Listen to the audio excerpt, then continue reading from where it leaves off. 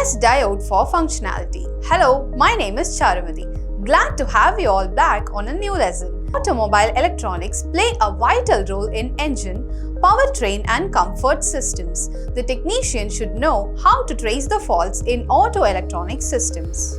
A basic instrument to check and measure the auto electrical and electronic systems is a multimeter. The technician should expertise in taking measurements like ampere, voltage and resistance. Now we are going to learn how to check the condition of the diode by doing a continuity test. At the end of this demonstration, you will be able to set multimeter for continuity test. Check diode for its functionality. Tools and instruments required. Multimeter, diodes, rectifier.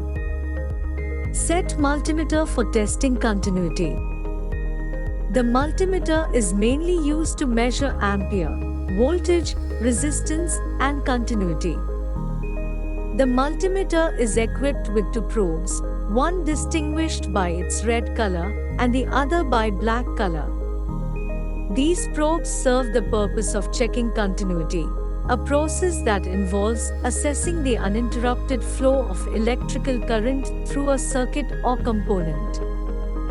To check continuity, one should connect black color probe to COM port and the red color probe in milliampere volt ohm. Then, turn the selector knob to measure continuity. Now the multimeter is ready to test continuity. We are going to test the functionality of diode. The function of the diode is to supply electricity in one direction only. Suppose current flows in the opposite direction, the diode will not allow the current to flow. Now take a diode to be measured. It has two terminals called anode and cathode. The cathode is marked with a line and anode is unmarked.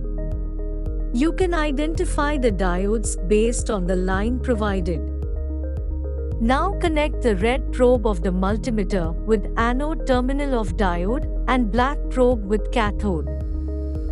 Check any buzzer sound or resistance value shown in the display of the multimeter.